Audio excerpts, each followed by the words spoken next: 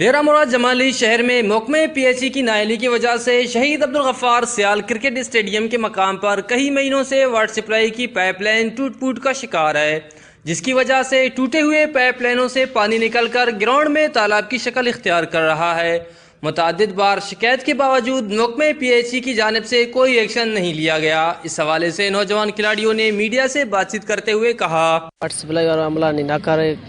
عملہ ٹھیک ہے نا ہمارے پائپ پرشتی ہے اشیارہ بندہ والا کس نہیں ٹھیک ہے نا دو سے چکر ہمیں آواز ضرورت ہے سوشل میڈیا مگر ایسی کوئی عملہ مرضی تک ظاہر نہیں، اور یہ شاید میرے خیال ہے گرمیاں یہ نلکا پرشتی ہے پائپ لائن کس بندہ والا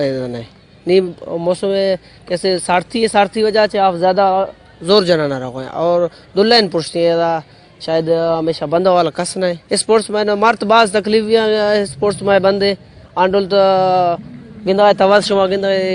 سجو ایریا آف ضرور آستے آستے سجو میدان پورو بھی گراؤنڈ میں تکلیف ہمیشہ ہے ایشیا جلد از جلد بندہ بھی اور میں اسپورٹ بحال بھی۔ جی مشکلات تو ہے، ہم بھی کافی عرصے سے کرکٹ کھیل رہے ہیں اور یہ ہمارا ڈیرہ کا مین گراؤنڈ ہے اور میرے خیال سے کافی کھلاڑی اس گراؤنڈ سے کھیل کر جو آگے جاتے ہیں،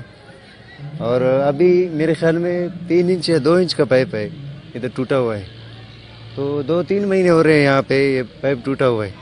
اور نہ ہی کوئی بنانے والا ہے، اور یہ پانی آپ خود دیکھ رہے ہو کافی پانی جمع ہوا ہے یہاں پہ،